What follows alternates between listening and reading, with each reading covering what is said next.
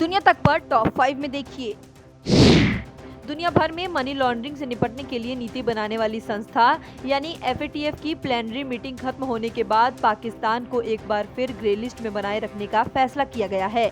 FATF ने कहा कि भारत के मोस्ट वांटेड लिस्ट में शामिल हाफिज सईद और मसूद अजहर, जिन्हें संयुक्त राष्ट्र ने आतंकवादी घोषित किया है, पाकिस्तान उनके खिलाफ कदम उठाने में नाकाम रहा है। उन्होंने कहा कि पाकिस्तान अब भी इंक्रीज्ड मॉनिटरिंग लिस्ट में बना रहेगा। बता दें कि इंक्रीज्ड मॉनिटरिंग लिस्ट को ही ग्रे लिस्ट कहा जाता है। 26/11 मुंबई हमले के वांटेड आतंकवादी तहर्रुफ राणा के भारत प्रत्यर्पण फैसला टल गया है। मामले पर सुनवाई कर रही लॉस एंजलिस की फेडरल कोर्ट ने कुछ नए कागजात की मांग की है। तहर्रुफ राणा तब तक अमेरिका की हिरासत में ही रहेगा।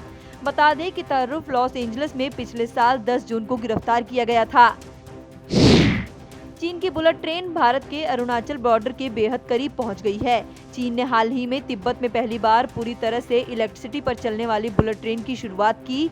ये ट्रेन हिमालय की पर्वत श्रृंखला के बीच बसे तिब्बत की राजधानी लहासा और निंगजी को जोड़ेगी।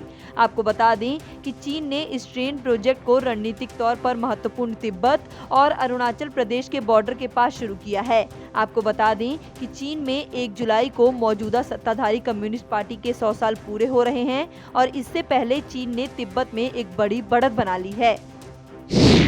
संयुक्त राष्ट्र ने कहा है कि उत्तरी पूर्वी बुर्किना फासो में बीते 4 जून को हुए नरसंहार को 12 साल से 14 साल के बच्चों की फौज ने अंजाम दिया था।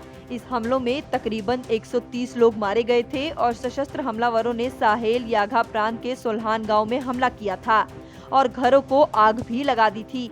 इसे पिछले कुछ सालों में जिहादियों की ओर से किया गया सबसे बड़ा हमला करार दिया गया था। सरकारी प्रवक्ता ने कहा कि ज्यादातर हमलावर बच्चे थे।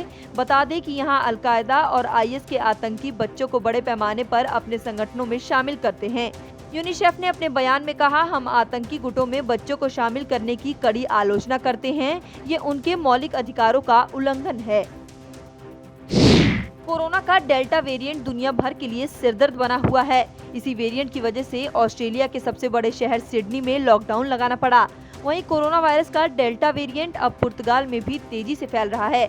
महज एक दिन में ही पुर्तगाल में 1550 नए केस दर्ज किए गए। इसे लेकर विश्व स्वास्थ्य संगठन यानी WHO का कहना है कि कोरोना का डेल्टा वेरिएंट अब तक दुनिया के 85 देशों में फैल चुका है और इस वेरिएंट की अगर यही रफ्तार रही तो ये कोरोना का सबसे ज्यादा फैलने वाला स्ट्रेन बन जाएगा। साथ ही WHO ने कोरोना वायरस के कई और वेरिएंट फैलने की भी जानकारी दी। अमेरिका ने अफगानिस्तान को कोरोना वैक्सीन की 30 लाख डोज देने का ऐलान किया है। जॉनसन एंड जॉनसन वैक्सीन की डोज अगले हफ्ते काबुल पहुंचेगी। साथ ही अमेरिका अफगानिस्तान को ऑक्सीजन सिलेंडर और दवाइयां भी बड़े पैमाने पर सप्लाई करेगा।